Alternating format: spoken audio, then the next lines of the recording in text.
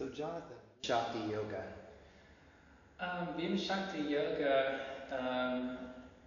it comes from an ancient practice called Swara yoga.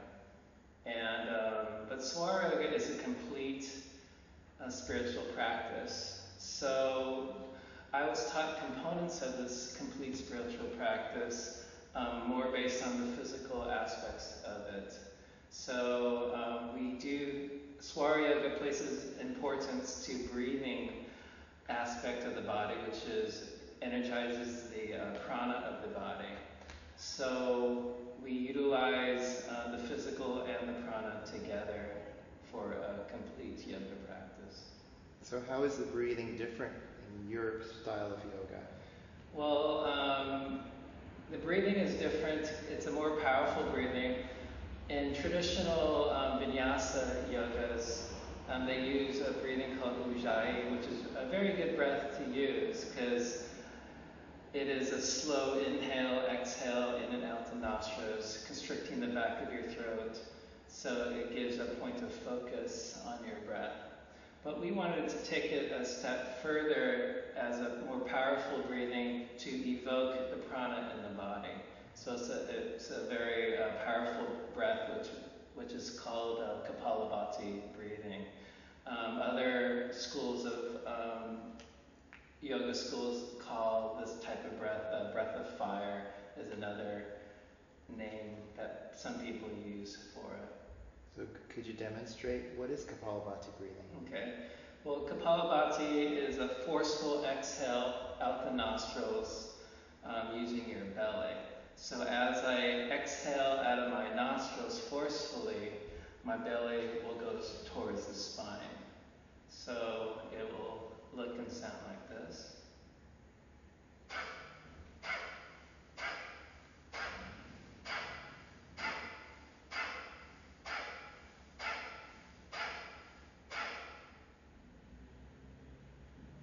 So that is Kapalabati breathing. And why is it important in your practice to use that breath? Well, there's many different, many benefits of this breathing. But from the physical benefits and the practical benefits I'll explain, it is utilized to energize the body in certain positions. If you're in an asana, let's say triangle or trikonasana, and we usually go into an ujjayi breath, like 5 ujjayi breaths. So it's a very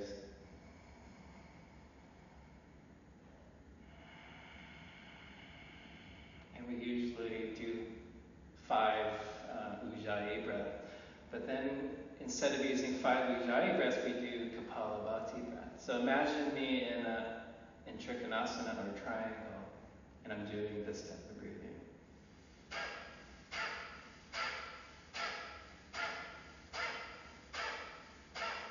So that has a different energy.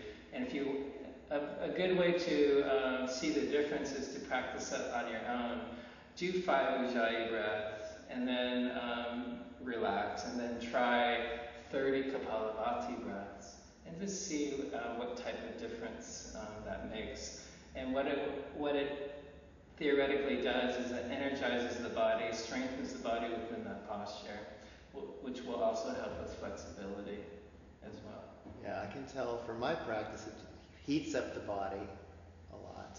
Yes. But sometimes I get lightheaded. What's that about? That is an aspect of a low energy. So if one tends to get lightheaded, that means, for example, if you're doing Kapalabati breathing, and then when you get to about 50 Kapalabati breaths, you start getting lightheaded. That means you're energized up until about 50 Kapalabati breaths. So that's why it's very important to energize the breath with breathing exercises that we utilize before class. We start with about 50 to 100, we work up to 200, and eventually we can also work up to about 1200 Kapalabati breaths. And we also do 3 sets of 1200. So 1200 is a good number to work up to. to give a initiation.